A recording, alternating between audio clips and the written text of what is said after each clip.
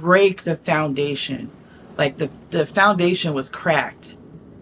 It helped me release the fear because knowledge is power. And when I began to learn all of these things, I'm like, oh, clever wise men, right? Hello, beautiful creatures. Welcome to my channel. I am Aradia, the Witch of Dark Light, and I hope you all are doing well. I'm making this video to just answer a few questions and to share with you an epiphany that I have had over the last couple of days.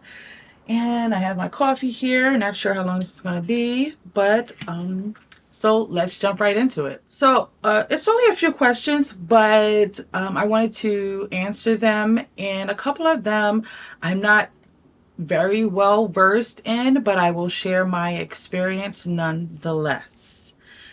So I have my notes here that so I won't forget, but that's what you'll see me looking at here. So the first question is, what is my experience with the Akashic Records? So going years back, I remember when I was seeing, getting some help from a psychic medium. She was giving me some training, sharing some things with me to help me through the process of transitioning out of Christianity into this world. I remember saying to her, and I couldn't find a book where I had written these things down. So I'm going to try to recall as much as I can about the vision. So I went to her and I said, I had this vision that I was in this place where it was a vast ocean, dark ocean, and the sky was dark with full of stars and planets, and I couldn't tell where the sky and the ocean met. It was just a slither of light on the horizon. But I remember telling her that there was like these mountains and everything was full of information. And it was like this frequency, these sounds, this information, just a vast ocean of all of this. So I remember telling her that, and she looked at me and she goes, that's the Akashic Records. And at that time I've never heard of it. I had no idea what she was talking about. And Akashic is the root word of that. Akasha is, or Akash, if I'm saying that correctly. In Sanskrit, this is, the meaning of that is sky, ether, the atmosphere. So this is the understanding of what that is. And records, this term, I believe, was coined by the Theosophical Society that Helena Blavatsky was a part of. And their thought processes was our thoughts, our words, the things that we speak. All of these records, these are vibrational energies that are stored in the ethers somewhere. Which they later called Akashic Records. So she explained that this is what the Akashic Records was. So looking at that and just thinking about someone wanting to go into the Akashic Records via astral meditation. And some of those reasons may look like they want to connect with their past lives, their historical, their family's information, because all of this information is supposedly stored in the Akashic Records. This can be difficult because this is a vast ocean of information. So where do you begin? How do you start to locate where it is that you can find your information? So this is why it can be a difficult thing for many to access. What I would say, and I've heard people access them in this way is working with Metatron, because Metatron is associated with being the record keeper for the Akashic realm. So if you would like to connect with, and I think this is something I'm going to get into, because this is a way that you could potentially tap into your past lives. So working with Metatron is, since he's like the gatekeeper, right? I have this visual of, like in movies where they have the boatman, and the boatman's coming out of the dark in the water on this boat.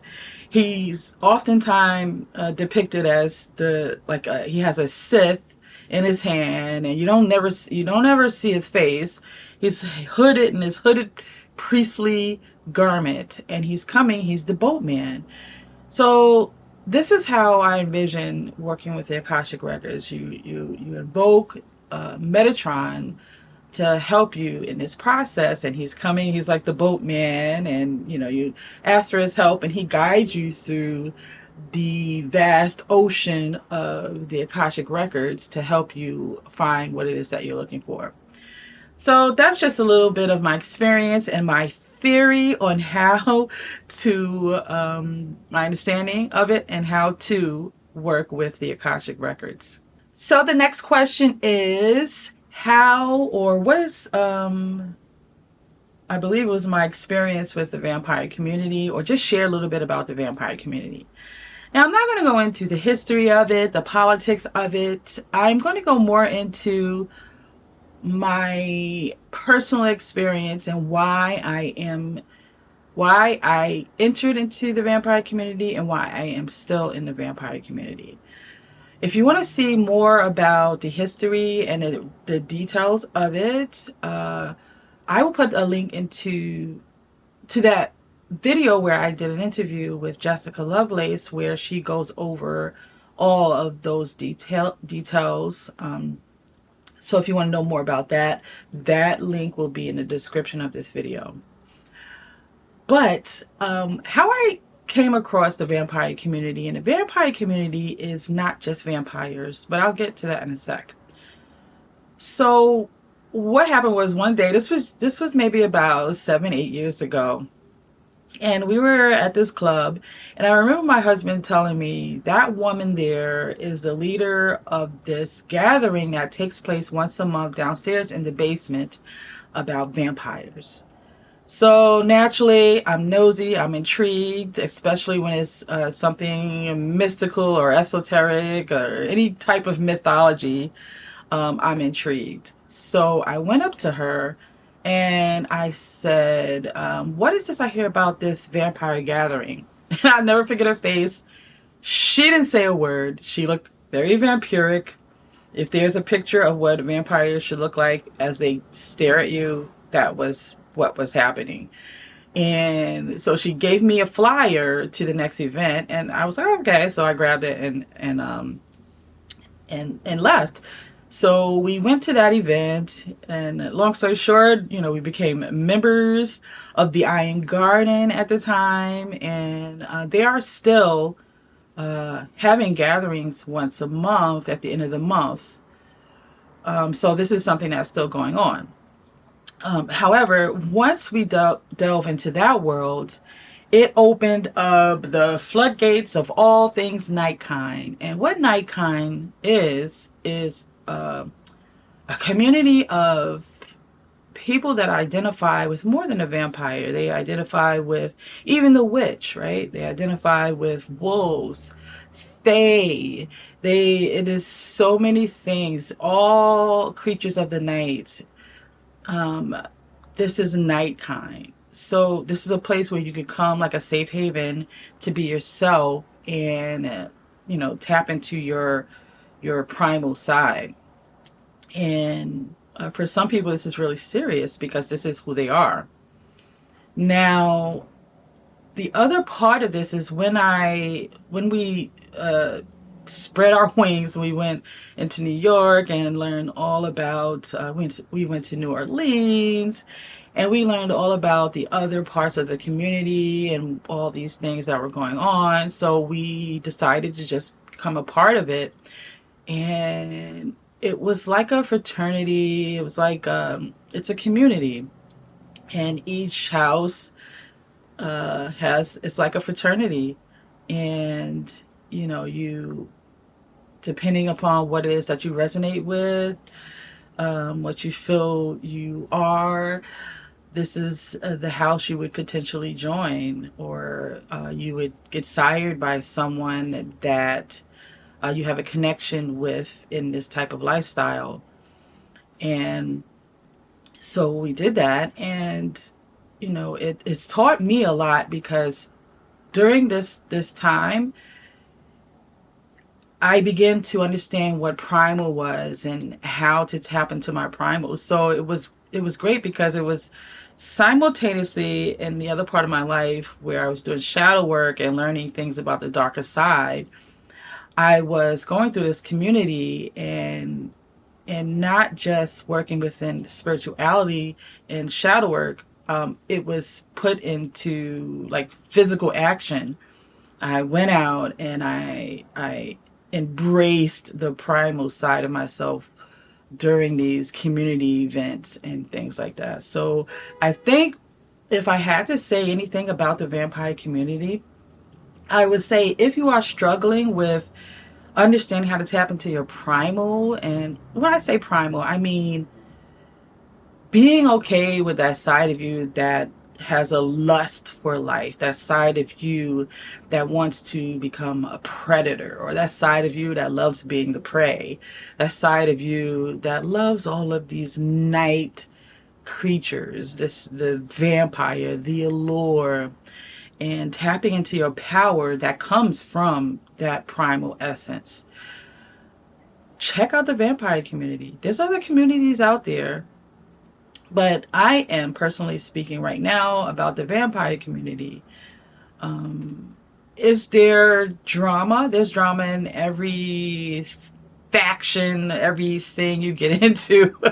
So what I would say to that is there's going to be drama everywhere. So, but just make sure you are where you want to be at to be okay with dealing with the drama, because you don't want to be somewhere that you don't love and still have to deal with drama.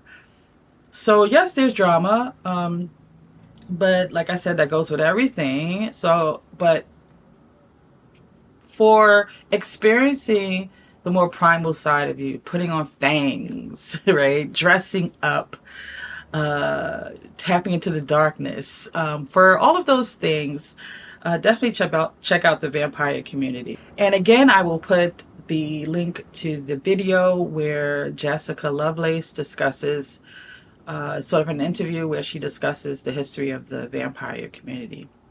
So the next question is one that is an unusual question, but I thought it actually was a good question because there's terminology, semantics in things. But that question is, what is your experience or understanding with imprinting on someone? Now, this term was the person, of course, not of course, but most people heard of this term from the movie Twilight, where the wolves have this thing where they imprint. And once they imprint on someone, this is the person that they are bonded with for life. It's sort of like they don't have a choice. This is who they are meant to be with for the rest of their life. So this is that term. And when I looked it up, there's not much, I don't think, that I found on it. But there is a thing where in nature, in animals, they say that there's this thing that is innate in the animals when they are born. Infants they have this imprinting that helps them find their parents. I remember watching this penguin documentary where they were out in, not Alaska, Antarctica, and each parent would take a turn to go and feed themselves.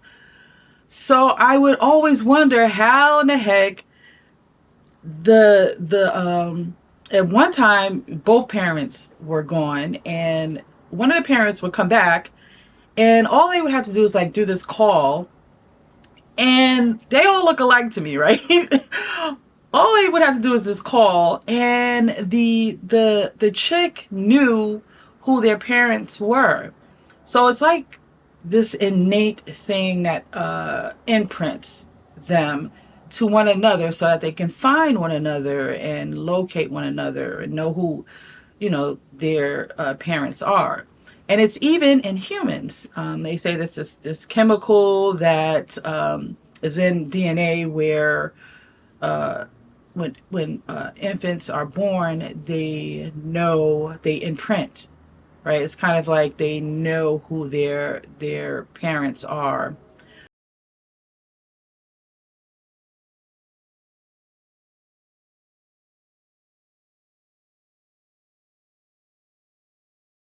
So it is a thing. And my theory, what I associate that with is not twin flames and not soulmates. I associate that with because everyone has their own personal frequency that they resonate at, vibrations that they resonate at. And this is due to, who they are, their biofield and things like that, but they resonate with a certain energy. Everybody's energy does not work well together, does not mesh well together. And this is why when you go into a room, if you come into the room with someone that has energy that does not work well with yours, it may not be nothing that you two did. It's just your energies don't go well together. So then all of a sudden there's this friction because you feel this uncomfortable feeling. On the other hand, when you have energies that kind of align, then you get together, then you have sex. That's a bond in itself. That's a connection already, a cord created. And then you have these energies already easy to work together. These energies kind of like merge together and become bonded. It's almost like twins. They say that if their sister or brother is thousands of miles away, they still can feel the pain and emotions of their twin.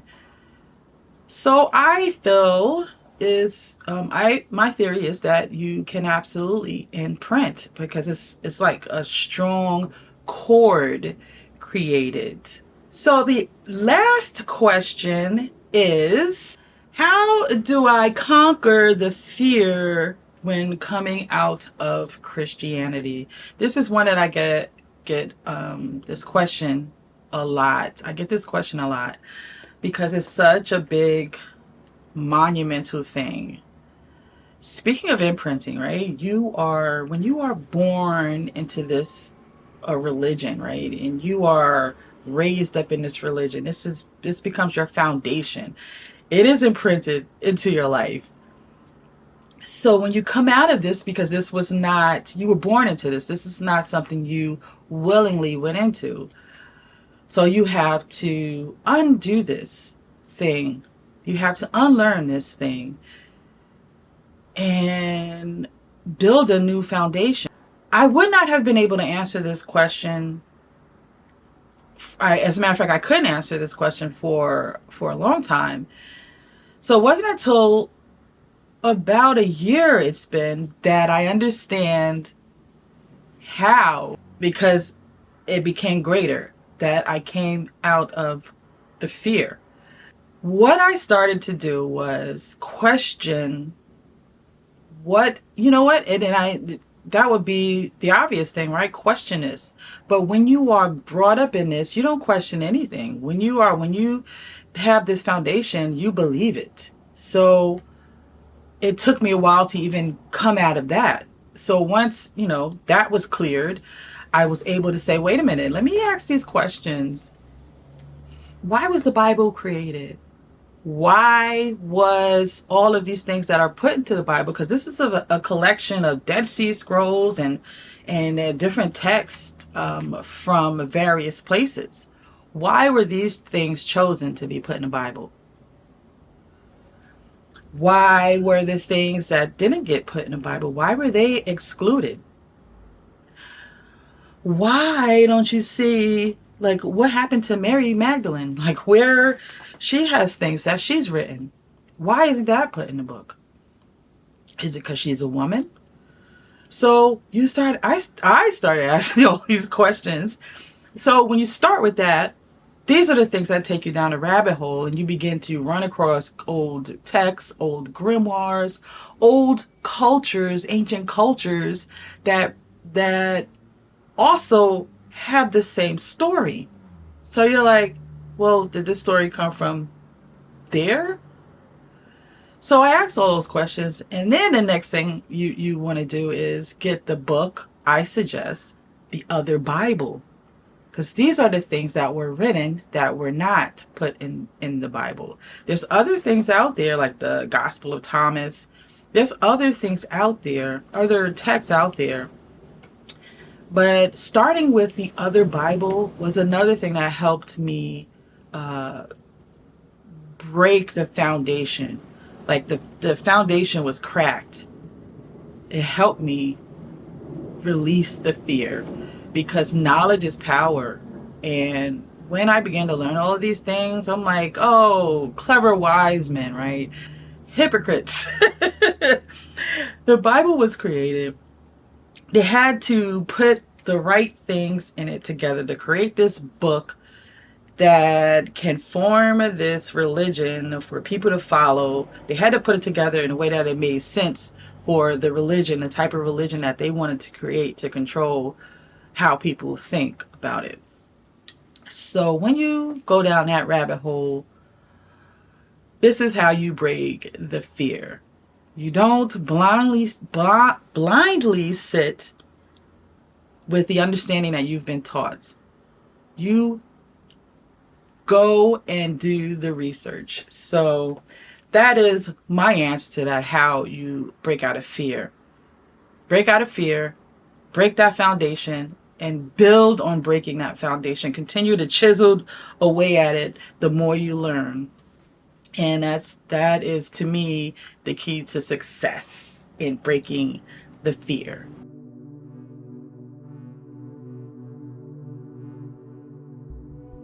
So the last thing I want to talk about is not a question. It is an epiphany that I've had through someone else's epiphany.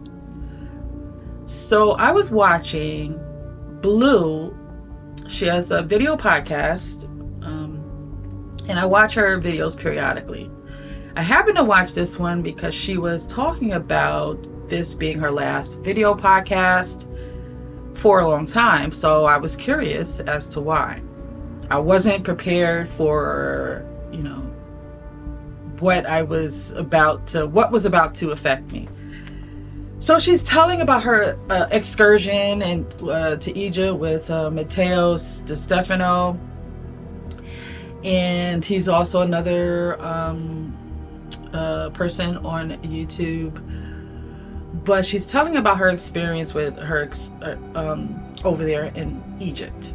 And she says she's looking at herself, she's looking in the mirror, and she doesn't quite recognize who she is. She looks drained. She doesn't look like herself. So she went through this series of questioning that, getting help with that, crying it out, and come to find out, she realized that this character that she has created, which served her well, this persona that she created to protect who she was, let's call her Carol, because I forget what her real name is, but she wanted to protect Carol. But meanwhile, while Blue, it was building this world, creating this world for Blue, Carol was being neglected. So this is what she was saying. That's not her name. I'm just using it as an example. So when she said that, it was like a big boom. It's like something like stabbed me in the heart, and all of a sudden I realized that is what I was doing, in a sense, right? I built this as a creator. You know, this is to creators, right? This is to people who are in the world of social media. You build this persona, especially in the witch community. You build this name and you create this world that's based upon this name. I did that and am doing that, and it serves me well. However, I am neglecting Cheryl. This is my born name. I'm neglecting Cheryl. And I realized the reason why is because she may still be connected to some of the things that I wanted to leave behind, some of the things that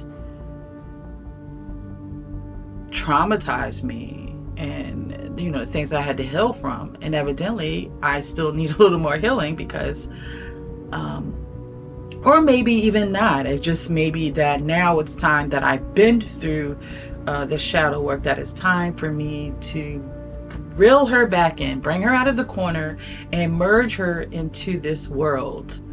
Merge all pieces of me. Show her some attention, show her some love, and let her know that she could come on in, and those things are the past. We have worked through that and healed from that. So that hit home, and I wanted to talk about that because maybe someone else resonates with that, especially as a creator or someone that's out here doing YouTube videos or out in the public.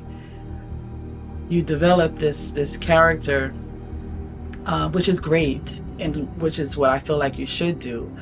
But sometimes we forget about who we were before that, and that person gets left behind. So I just wanted to share that because I thought that was a profound revelation, and I was happy to have watched her video. Maybe go over and check out her video to hear that story in more depth, because that is what she was talking about pretty much most of the video, and the reason why she was not going to be able to do videos for a while. But I just wanted to share that because that is such a huge thing that can happen, and you don't even realize it because you have developed this world that you are happy in, and you know, it's like you're like, oh, this is who I am, and that may not be all of who you are, right? So that is what I wanted to come here and talk about today, those questions, that revelation. So if you have anything you would like to share, please do leave it in the comments. If that resonated with you, please do leave it in the comments. Let me know your thoughts. So until the next video, I love you all, and into the shadows.